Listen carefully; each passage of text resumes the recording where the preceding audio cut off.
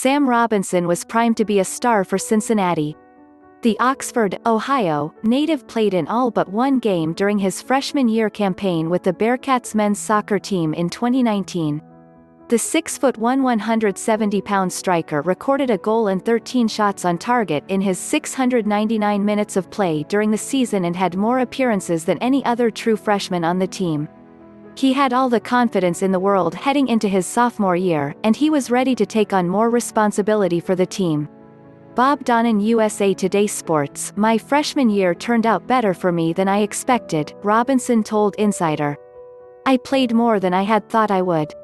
Coming after that into the offseason, I was really ready to build on that, and going into my sophomore year, I thought that I would be ready to take on a much larger role and play a much bigger piece.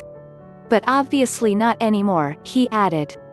Like other college students across the country, Robinson found his spring cut short because of the coronavirus pandemic.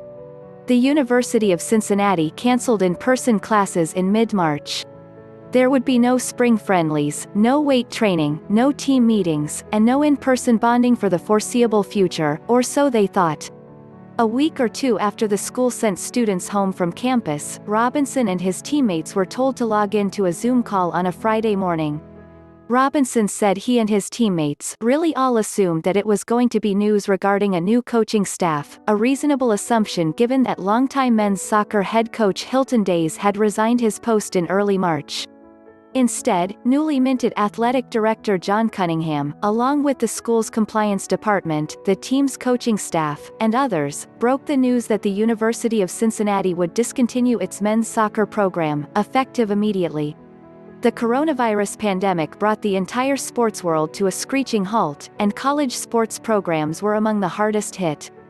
Typically, football and men's basketball, the revenue sports at the vast majority of Division I schools, generate enough income through television contracts and ticket sales to fund sports that do not bring in enough money to cover their expenses. But forced shutdowns over the COVID-19 outbreak have caused that system to break down at many institutions. As of this article's writing, 19 Division I schools have cut at least one of its teams since the pandemic began. In total, those 19 schools, only one of which belongs to the Atlantic Coast Conference, Big Ten, Big 12, Pac-12, or Southeastern Conference that comprise college sports Power 5, have permanently cut 57 teams between them. Baseball, softball, wrestling, men's and women's lacrosse, men's and women's tennis, and men's and women's golf are among those cut. Predictably, not one school has chosen to discontinue its football or men's basketball team as a money-saving measure.